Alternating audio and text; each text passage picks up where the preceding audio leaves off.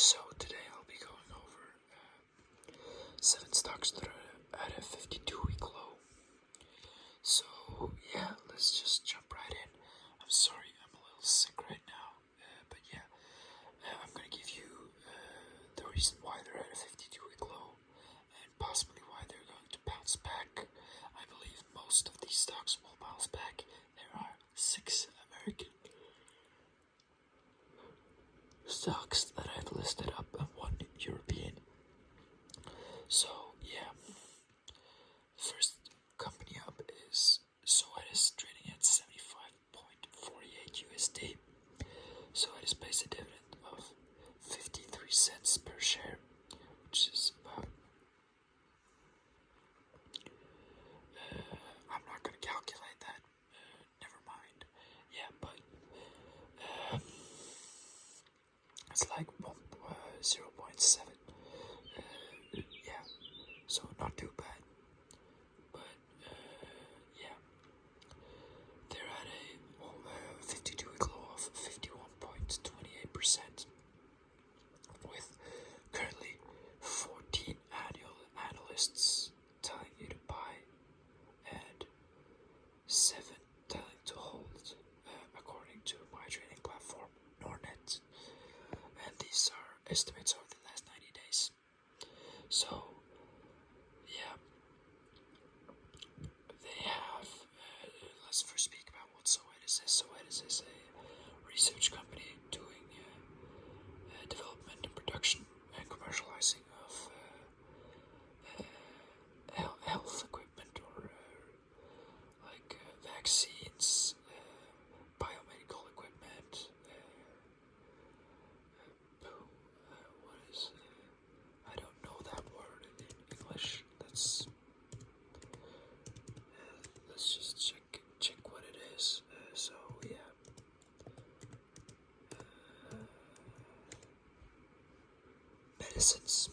Medicines. Okay.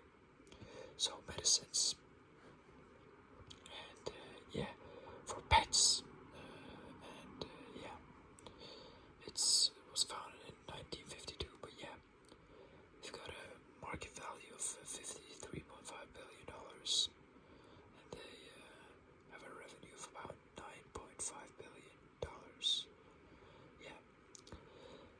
Now let's go over to why they are such low. Let's see here. Its Q1 earnings missed estimates due to weaker pet care spending in the US. Demand is softening for dermatology products and the arthritis drug Librela, partly because of the new competition and the budget consensus of owners. So yeah, full year guidance was also trimmed after this.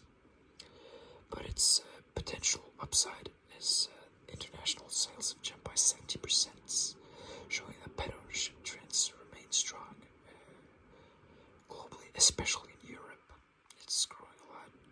The pet care market is secularly growing, and so it is a diversified animal portfolio.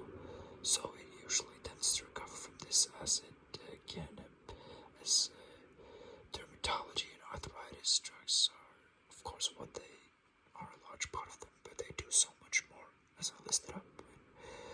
Biomedical equipment, for example, so they have a huge portfolio of things they sell, so they have the ability to bounce back even though the things they have are not fully wanted anymore. Okay, so that was it for Zoetis. The next one we're gonna go into will be McDonald's, because that's a company I own myself.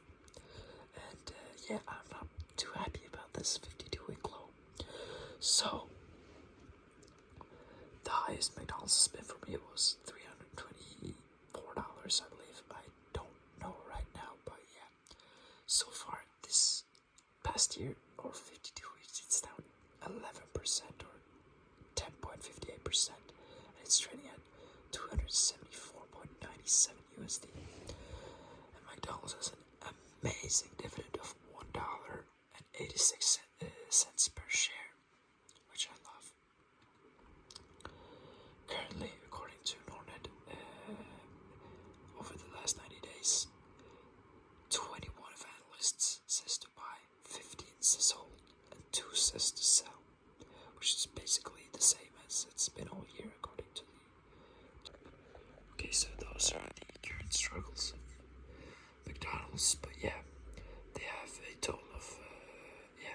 when I say the dividend, I mean that's their quarterly dividend, like their last dividend. I forgot to say that for Zoetis. They pay a lot more. I believe they pay around $2. So that was my mistake. Yeah, but yeah. So McDonald's, the total throughout their 4 dividends throughout the year, they pay $7.17. So it's a lot more. So I sort of chased that for you guys, and they're at a PE of right now of 22.73. So not the worst PE for McDonald's. Now, the reason why they're down is inflation has hit core customers hard. Inflation numbers peaked in April. I could have talked about it, but yeah. Also, I want to do like more of a finance news style, which is why I really like this guy named Joseph Carlson. So I'm gonna do more news like that. But I think inflation numbers, if I don't believe from the video I watched from him, they were like 3.8% or something, like crazy high. Yeah. So potential upside. McDonald's excels at driving traffic with value meals during tough times, so they have an ability to like strike back or like bounce back with those kind of things by starting with that again. They also are a dividend aristocrat, meaning like they're gonna raise their dividend most likely, even though this things happen, and people are gonna invest like it's a long time thing. So it's these cyclical things, they happen and give solid entry points for many people. Making the stock, I think it's gonna bounce back. Okay, so now we've got the next one, which is the European one. I think I'm gonna do now, and that is the Deutsch or German Rheinmetall.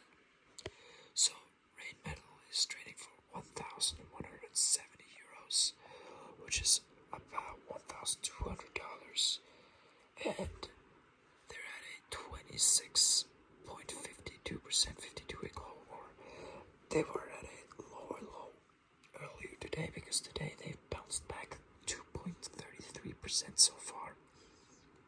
But yeah, Rheinmetall pays 11.5 euros, or I'd say $12-ish. And analysts on Hornet say there's a 21 analysts says buy, 5 says hold, 0 says sell. So quite the and they've got and their prognosis is that it's going to bounce back to $2,000 sometime, according to Nornet. So yeah, that's it basically, and it's a Rheinmetall is a holdings is a holding company for basically a holding company for defense systems. And war technology, anything you can think of being related to war, Rheinmetall owns it. So yeah. Now the reason why it's so low is a JP Morgan downgrade. Besides execution risk, the company missed Q1 consensus badly, as revenue growth wasn't as fast as hoped. The market is questioning if demand for traditional artillery can keep up with the battlefield shift towards drones, as Rheinmetall doesn't have a huge drone portfolio as part of its holding company. But the reason why it's an upside is because of the fact that it is European. It's working closely with NATO, and yeah, it's closing in on a contract, which a potential $80 billion contract for vehicles. So yeah, and it can open a new joint venture into drones and missiles to fix its portfolio gaps. So yeah, so both the reason why Rheinmetall can go well is the reason why I hold my own share Americans like to hold things European for some weird reason. I don't know, but yeah. So the next one we've got is Procter & Gamble, and for why it's down, a 1 billion after-tax headwind from inflation and rising all cost, squeezing margins because Procter & Gamble stock trades at 20.73x forward PE, a premium to the market. Investors are selling off as earnings growth looks set near the low end of guidance. And the potential upside is all 10 of PG's product categories grew organically last quarter. Strong brands like Tide, Pampers have pricing power, and the supply chain 3.0 automation program should cut costs, supporting long-term margin recovery. So yeah, so far to summarize, the reason why these three, McDonald's, Procter & Gamble, and so on, is they go into the same sort of category, and that is consumer spending fears for why they're so down. So yeah, just all of those go into, there are consumer related issues. So now we'll go over to the one that struggled with the same issue as Rheinmetall, and that is PayPal. So let's go. PayPal, I forgot, let's go over some analyst details for Procter & Gamble. I'm sorry for skipping that. So, Procter & Gamble, boom, is worth right now $142.71. They pay a dividend of $4. Analysts here on Nordnet says 13 says to buy, 11 says to hold, and 1 says to sell. Their PE currently is 20.87.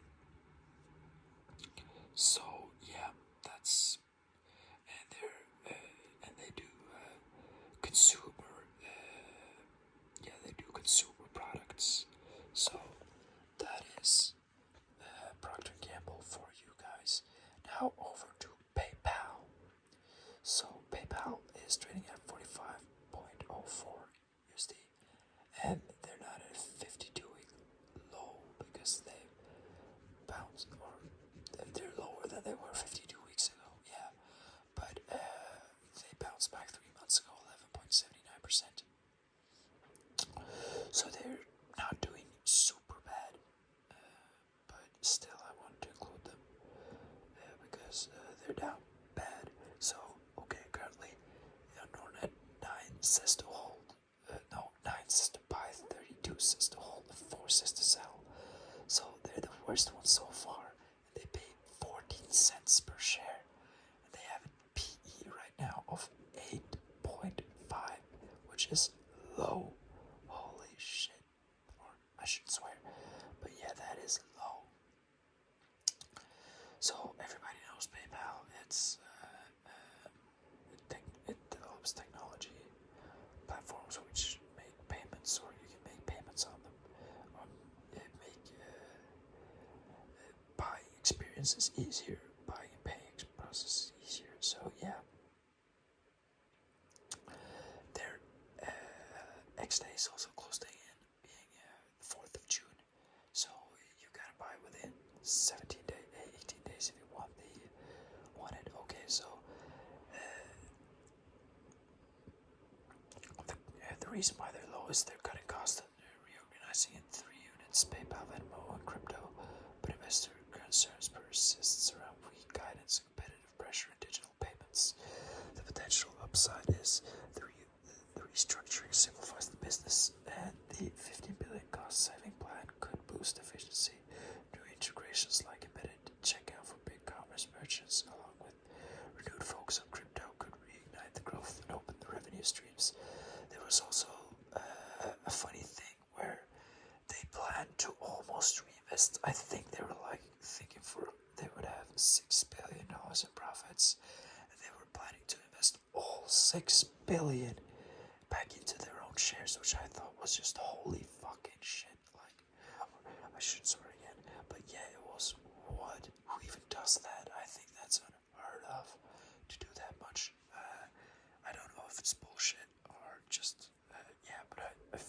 I saw it somewhere, but I'm not sure. But that is crazy numbers. Okay, so for the next one right now, we have, let's go. Oh, we have Abbott Laboratories, which is Abbott Laboratories does development, production, and sale of health and pharmaceutical products, diagnostic products. What could you say? Medicinal equipment and nutritional products. Okay, so they're at a 52-week low, trading at 8.5 or 84.90 USD, and they're down 32.25% past 52 weeks. They 24 analysts says to buy, 7 says to hold on Nordnet, and they have a PE of 23.65. They also paid 2.4 USD in dividends. So yeah, let's see here, and yeah, let's also put it in. They're down due to debt concerns, and yeah, execution and guidance were for Rheinmetall and PayPal. So yeah, okay. So Abbott Laboratories, it had a low Q1 earnings, weighed by the 21 billion Exact Science acquisition, which adds them lingering legal issues over infant formula and weak demand in its China diagnostics business are also causing caution. The potential upside the Exact Science acquisition puts Abbott at the forefront of cancer diagnostics. A high $3 billion market, medical devices showed 8.45% growth, and management expects earnings to accelerate in the second half of 2026 as nutrition volumes normalize. So that's it for Abbott Laboratories. This is going to be a long video because now we're moving on to a hurtful topic. Microsoft. Womp, womp, womp. Okay, so Microsoft is trading at $409 as right now. I'm going to buy more. I'm going to buy more because 58 of 61 analysts says to buy on Nordnet. Only 3 saying to hold and 0 saying to sell. They also pay a dividend of 3.32 USD, and their PE is at 24.13. Let's go. But yeah, they're at a 52 week low of 15%.34. Yeah, and the reason why they're down is basically AI. AI is going to shit for everybody. Yeah. So yeah, that's AI, and AI is making the market so unpredictable. It's crazy. It's insane. So the core issue is an early bird trap in AI. Microsoft has invested $190 billion in AI infrastructure, but the payoff is low. Only about 3.3% of Microsoft 365 users pay for Copilot, and its OpenAI partnership is getting more complex as OpenAI becomes more independent. The core business, Azure and Office, remains a cash cow, so that's never going to die. While expenses, now $190 billion in AI infrastructure, builds a massive moat that competitors will struggle to cross. Analysts still see 42% upside in fair value, betting that enterprises will eventually adopt these AI tools too. So yeah, that's it for Microsoft. So yeah, and that's it for this video. Thank you for watching. Yeah, this was a long one, but thank you for sticking around. And yeah, see you in the next one.